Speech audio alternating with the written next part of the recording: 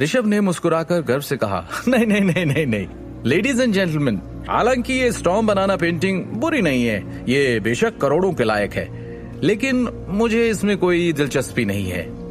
मेरा दिल तो चीनी मिट्टी की बॉटल्स के उस जोड़े पर आ गया है। उसने बॉटल्स के जोड़े की ओर देखा जिन पर शिवम की नजर थी।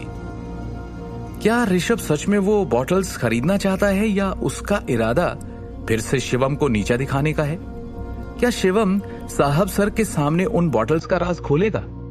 ऋषभ का स्टॉर्म बनाना पेंटिंग को पसंद ना करना धरोहर हाउस में सभी लोगों को हैरान कर गया। मिस्टर ऋषभ कितने चूजी हैं। आपको इस स्टॉर्म बनाना पेंटिंग की परवाह नहीं है, ये कितनी प्राचीन और कीमती है। एक पुराने विशेषज्ञ ने कहा, मेरे अंदाजे के अनुसार ऐसा ही कुछ होना था। कुमार परिवार के मिस्टर ऋषभ काफी दूरदर्शी हैं। मैं इतने लंबे समय से चीजें इकट्ठी कर रहा हूं, लेकिन मेरे पास इतनी ऊंची श्रेणी का संग्रह नहीं है। मुझे ऐसा संग्रह मिल जाए तो मेरी जिंदगी सफल हो जाए। पर मिस्टर ऋषभ ने उसे नापसंद कर दिया। एक मध्य आयु वर्ग के व्यक्ति ने कहा,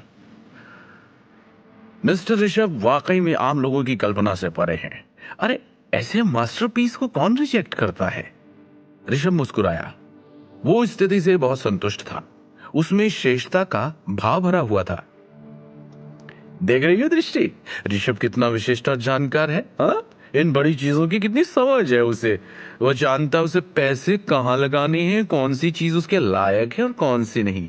अरे आजकल के नौजवानों में ऐसे गुण कहाँ होते हैं।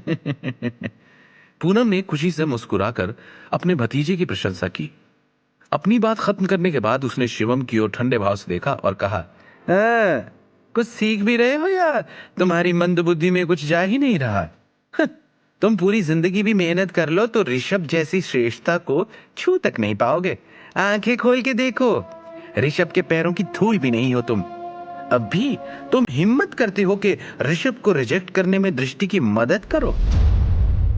बुआ जी बस प्लीज बस कीजिए, दृष्टि ने गंभीरता से कहा। पूनम चुप हो गई, लेकिन उसे बेसब्री से इंतजार था कि वो जल्द से जल्द अपने भाई अखिल और भाभी सिमी के पास पहुंचे और उन्हें शिवम को घर से निकालने को कहे, ताकि वो उस घर में ऋषभ का परिचय करवा सके। अगर ऋषभ नारंग परिवार का दामाद बन जाता है तो पूनम और कुमार परिवार खून से जुड़ा रहेगा। इसके अलावा कुमार परिवार में पूनम की सत्ता और भी मजबूत होगी। सबको पता है कि पूनम के पति संजय कुमार परिवार के मुखिया में से एक हैं, लेकिन ये बात अंदर की है कि उनकी शक्ति बाकी भाइयों की तुलना में कमतर थी, क्योंकि भाइयों में वो 5वें नंबर पे थे और ऋषभ के पिता का पलड़ा भारी था, क्योंकि वो दूसरे नंबर पर आते थे। ऋषभ के दादाजी ने खुद उसे परिवार के उत्तराधिकारी के रूप में चुना था। भविष्य में उसका परिवार का इंचार्ज बनने की बड़ी संभावना थी।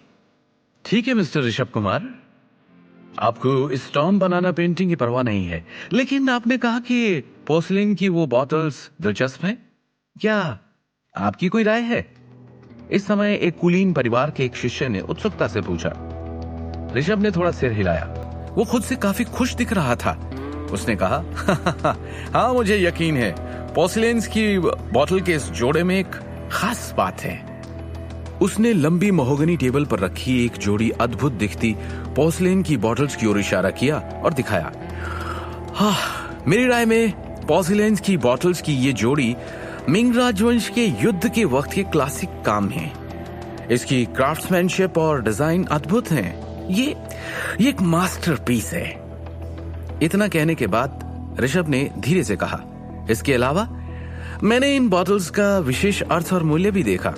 इन बॉटल्स के नीचे एडल्ट नंबर के अलावा जू हवेली का एक निशान भी है।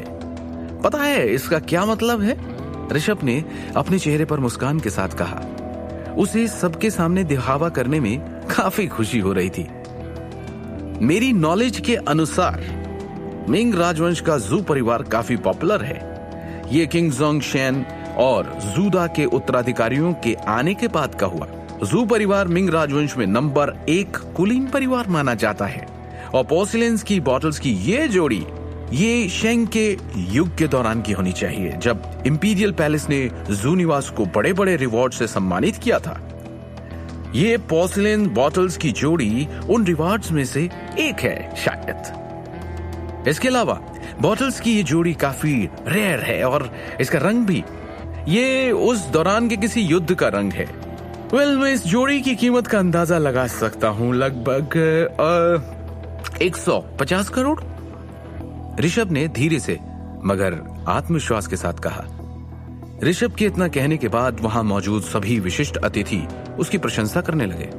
वाह, क्या बात है! मिस्टर ऋषभ के ज्ञान को वास्तव में कम करके नहीं आंका जाना चाहिए।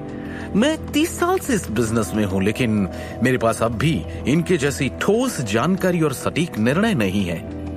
चश्मा पहने एक विशेषज्ञ ने आश्चर्य से कहा। आगे की कहानी जानने के लिए देखिए अगला एपिसोड सिर्फ पॉकेट एफएम के यूट्यूब चैनल पर, और शिवम द हिडन वॉरियर के सारे एपिसोड्स को सुनने के लिए डिस्क्रिप्शन में दी लिंक से डाउनलोड करें पॉकेट एफएम ऐप।